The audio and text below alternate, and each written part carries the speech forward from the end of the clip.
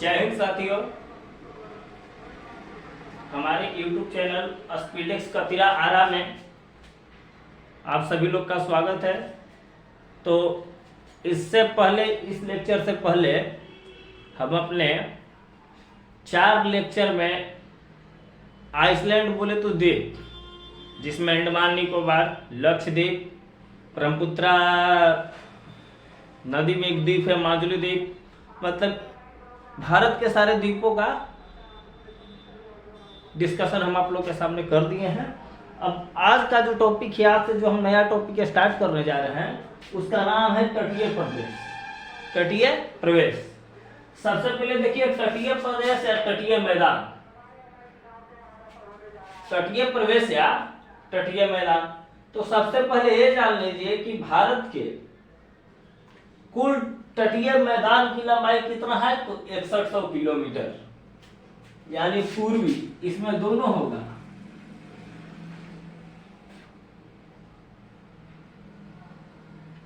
Eastern coast plus western coast. कितना है?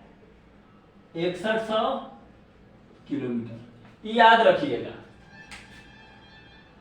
अब देखिए हम आते हैं कुछ मैप की ओर, क्योंकि देखिए हम मैपिंग सीरीज पढ़ा रहे हैं, तो इसमें सबसे ज्यादा आवश्यक है कि हम जितना भी चीजें बताएं, जितने भी टॉपिक का डिस्कशन करें, वो मैप के ही माध्यम से करें, तभी तो आप लोग का मैप क्लियर होगा।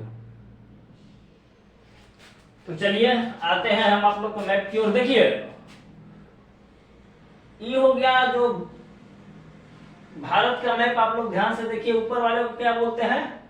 साउथ।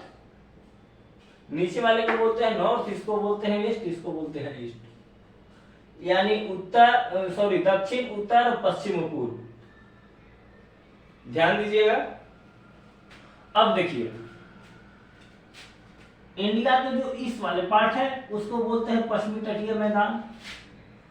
पश्चिमी तटीय मैदान यहां देख लीजिए, यहां है कन्याकुमारी। क्या?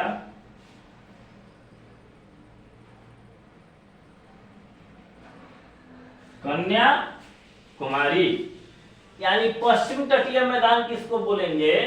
वेस्टर्न कोस्ट किसको बोलेंगे? तो वेस्टर्न कोस्ट का अगर बात करें तो गुजरात के कच्छ है। गुजरात में एक तो कच्छ जिला पड़ता है, वहां से लेकर के कन्याकुमारी तक, यानी कच्छ से लेकर के कन्याकुमारी तक के जो हमारा समुद्र तटीय इलाका है उसको बोलेंगे पश्चिमी तटीय मैदान। यहां तक क्लियर है? इसके बाद देखिए, और जो बंगाल बोले तो पश्चिम बंगाल, पश्चिम बंगाल, ठीक। पश्चिम बंगाल से कन्याकुमारी तक का जो भाग है उसको बोलते हैं पूर्वी तटीय मैदान।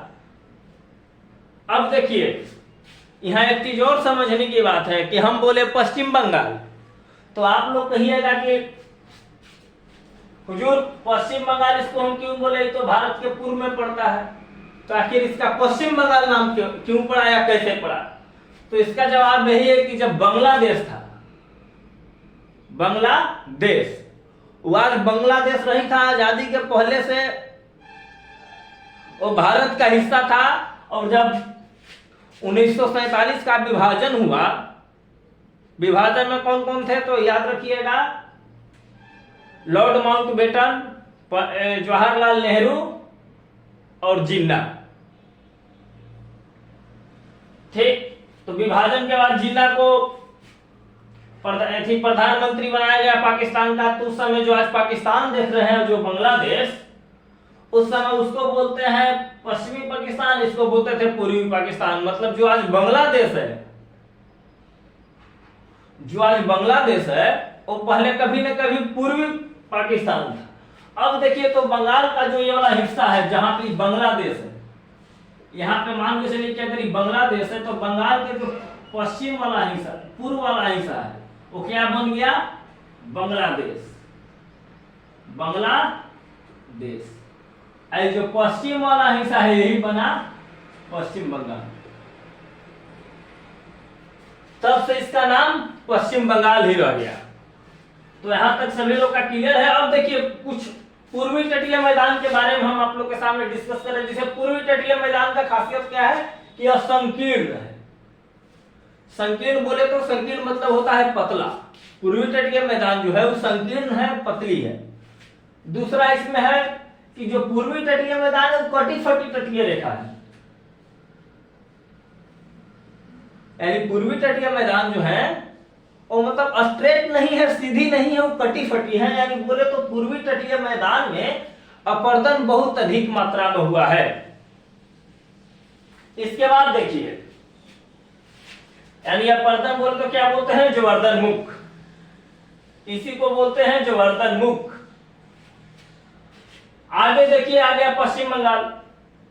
तो पश्चिम बंगाल से लेकर के जो कन्याकुमारी तक का समुद्र तटीय इलाका है, समुद्र तटीय मैदान है, उसको बोलते हैं पश्चिमी तटीय मैदान यानी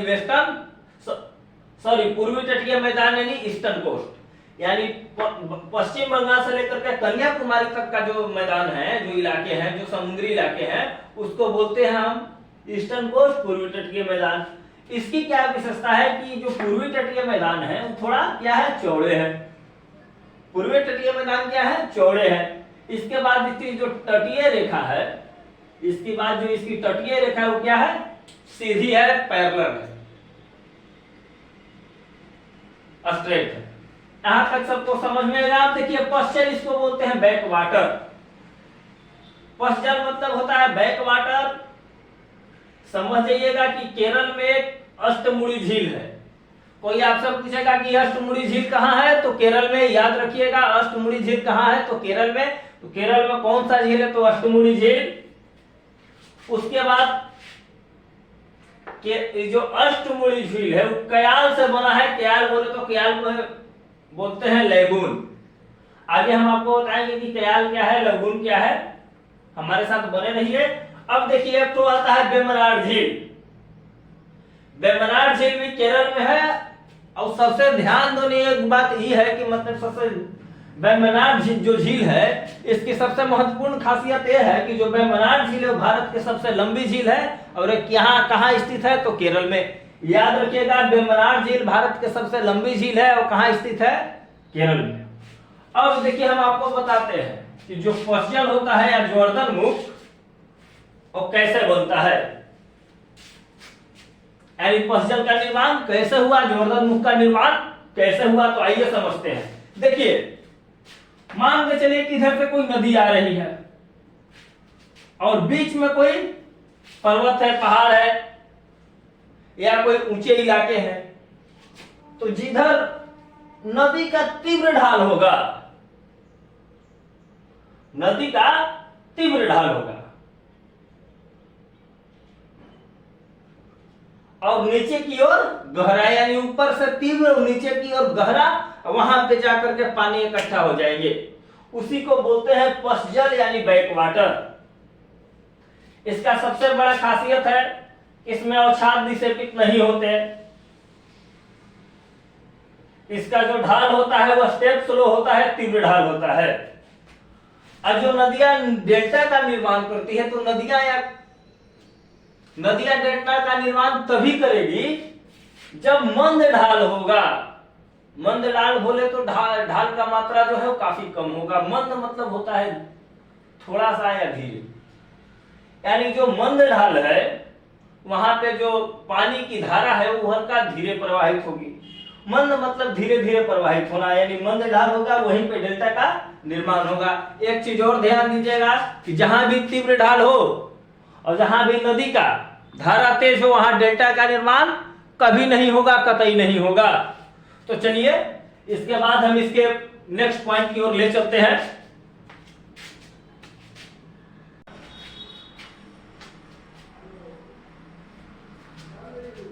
चलिए तो हम आगे की ओर चलते हैं। इसमें देखिए, इसमें जो हम मैप बनाए हैं, इसमें भारत के जितने भी तट हैं उसको हम इस पे दर्शाए हैं। चलिए आप लोग को एक एक करके समझाते हैं। जैसे ये वाला जो पार्ट है, हल्का जो नीला, इसको बोलते हैं कॉक्स का तट।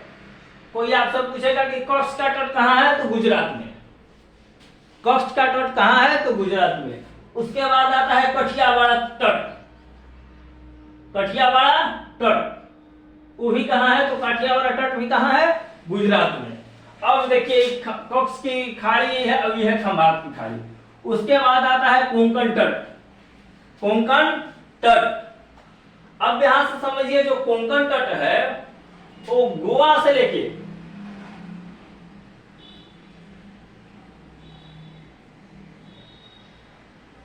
कोंकण तट है जो दमन से लेकर के गोवा तक फैला है। बोले तो महाराष्ट्र से लेकर के गोवा तक फैला है, उसको क्या बोलेंगे? कोंकण तट। एक चीज और समझिए, जब कोंकण तट हम पढ़ा रहे हैं तो कोंकण तट में एक चीज और समझिए कि जो भारत सरकार के सबसे ड्रीम प्रोजेक्ट है रेलवे का, कोंकण रेलवे, यदि बोले तो भारत के सबसे महंगी रेलवे कौन सा है? तो कोंकण रेलवे। ठीक, कोंकण रेलवे में देखिए क्या होता है। कोंकण रेलवे जब हम नाम लिया तो बता देते हैं। कोंकण रेलवे उधर पहले जो ट्रांसपोर्टेशन का साधन था और ट्रक से सामान को ले जाया जाता था। कोंकण तट में बहुत सारे पहाड़ी हैं, तो हमेशा कभी न कभी एक्सीडेंट होते रहता था, जिससे जान माल की क्षति, साथ में जो ट्रांसपोर्ट सामान है उसका भी क्षति होता था। इसलिए भारत सरकार ने जो डबल डेडिक कॉरिडोर बनाया, उसके तहत कोंकण रेलवे को जीर्णोद्धार किया। अब जितने भी ट्रक हैं वो मालगाड़ियों पे लाद दिए जाते हैं, और जब कोंकण रेलवे को पार कर जाते हैं तो ले जाकर उन्हें उतार दिए जाते हैं। इसीलिए वो भारत के सबसे महंगी रेल प्रोजेक्ट थी, जिसका नाम था कोंकण रेलवे। याद रखिएगा, ये CHSL के एग्जाम में पूछ भी चुका है एक क्वेश्चन, तो इसमें थोड़ा विशेष ध्यान दें। आगे देखिए, आगे जो है उसको बोलते हैं कन्नड़ तट। क्या बोलते हैं? कन्नड़ तट। याद रखिएगा, कन्नड़ तट। भारत के जो पहला बता दिए, गुजरात का कच्छ तट, पहले में है गुजरात का कच्छ तट और काठियावाड़ तट। दूसरे पार्ट में है कोंकण तट, महाराष्ट्र से लेकर के गोवा तक। तीसरे में है कन्नड़ तट, जो गोवा से चालू होता है वो मैंगलोर पे खत्म होता है। यानी बोले तो गोवा से लेकर के मैंगलोर पे आके खत्म होता है। और चौथा में है जो मालाबार तट है। चौथा में है जो उसे बोलते हैं मालाबार तट। मालाबार तट अगर पूछे कि कहां से शुरू होता है और कहां खत्म होता है, तो कर्नाटक से शुरू होकर के कन्याकुमारी पे खत्म होता है। मालाबार सैन्य अभ्यास जो है इसी तट के इर्द गिर्द हुआ था, और कब हुआ था ये हमको कमेंट बॉक्स में आप लोग जरूर बताएं। इसके बाद देखिए जो पांचवा है उसको बोलते हैं कोरोमंडल तट। कोरोमंडल तट, देखिए कोरोमंडल तट जो है उसका कुछ हिस्सा तमिलनाडु में पड़ता है और कुछ हिस्सा आंध्र प्रदेश में पड़ता है। इसीलिए कोरोमंडल तट को हम लिखे हैं TN+AP। अगर हम जहां जहां TN+AP अगर आपको लिखते हैं तो समझिएगा TN मतलब तमिलनाडु और AP मतलब हो गया आंध्र प्रदेश। इसके बाद देखिए एक चीज और आपको पूछेगा कि कोरोमंडल जो तट है, कोरोमंडल तट में कौन सा नदी आके गिरती है? तो कृष्णा नदी। याद रखिएगा, कोरोमंडल तट पर गिरने वाली नदी है कृष्णा नदी, कृष्णा रिवर। इसके बाद देखिए होता है आंध्र तट, इसको बोलते हैं आंध्र का मैदान। आंध्र तट को ही बोलते हैं आंध्र का मैदान। ये पूरी तरह से आंध्र प्रदेश में फैला हुआ है। इसमें जो नदी गिरती है वो गोदावरी नदी। आगे चल के गोदावरी बेसिन के बारे में हम आप लोग को बताएंगे। यही जो नदियां बताए हैं यही आगे जाके बेसिन में परिवर्तित हो जाएगी, जिसे हम कृष्णा बेसिन कहेंगे, गोदावरी बेसिन कहेंगे, महानंदा बेसिन बोलेंगे। आगे देखिए, इसके बाद है उत्तरी सरकार तट। उत्तरी सरकार तट, उत्तरी सरकार तट वो क्या है? उड़ीसा+AP। यानी उत्तरी सरकार जो तट है उड़ीसा+AP, यानी आधा उड़ीसा में है आधा आंध्र प्रदेश में है। याद रखिएगा। इसके बाद जो होते हैं उसको बोलते हैं उत्कल तट। इसके बाद वाले को बोलते हैं उत्कल तट। उत्कल तट कहाँ है? तो उत्कल तट है उड़ीसा में। यहाँ पे महानंदा नदी आके गिरती है, इसको बोलते हैं ये वाला जो क्षेत्र है इसको बोलते हैं महानंदा बेसिन। इसके बाद जो पहला है वो है बंगाल के तट, यानी सौर रेखा नदी इसमें आकर गिरती है। अब देखिए लिख लीजिएगा कि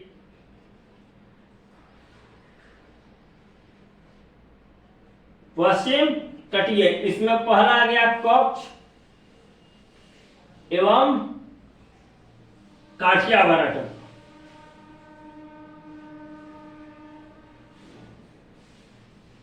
काठियावाड़ तट। जो दूसरा आया उसको बोलते हैं कोंकण तट। कोंकण तट। तीसरे को हम बोलेंगे कन्नड़ तट।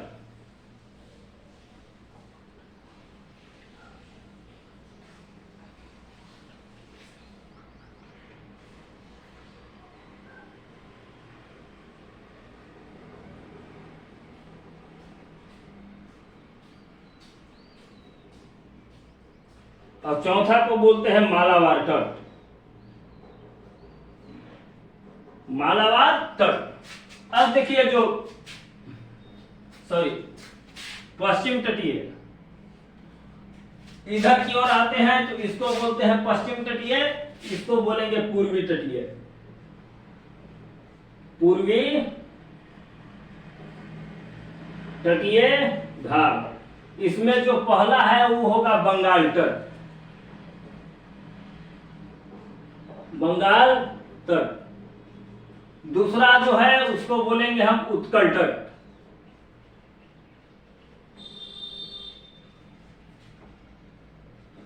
तीसरा है उसको बोल देंगे उत्तरी सरकार तट।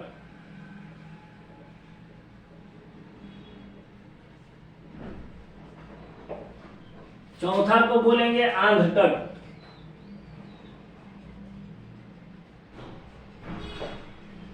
और पांचवा को बोलेंगे कोरोमंडल तट।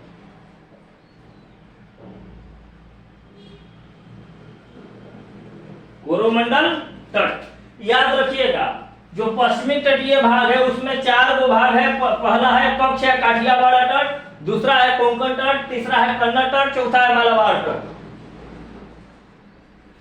और जो पूर्वी तटीय भाग है उसमें है पहला बंगाल का तट, दूसरा है उत्कल तट, तीसरा है उत्तरी सरकार तट, चौथा है आंध्रा तट और पांचवा है कोरोमंडल तट। अब हम एक एक करके आपको बंगाल के तट से इंट्रोडक्शन कराएंगे, इसके बाद उत्कल तट का इंट्रोडक्शन कराएंगे, उसके बाद उत्तरी सरकार का, फिर आंध्र तट, फिर कोरोमंडल तट, फिर काठियावाड़ तट, फिर कोंकण तट, कन्नड़ तट और मालाबार तट। मतलब पूरे मैपिंग में ऑल ओवर इंडिया कहीं भी कोई एक वर्ड एक पॉइंट भी नहीं छूटेगा। हम आप लोग के एक एक चीज बारीकी से आप लोग के सामने डिस्कस करेंगे, तो हमारे साथ बने रहिए। जय हिंद। और चैनल पे अगर नया है तो चैनल को सब्सक्राइब कीजिए, हमारा मेहनत देखते हुए हमारे वीडियो को लाइक कीजिए, शेयर कीजिए, कमेंट कीजिए।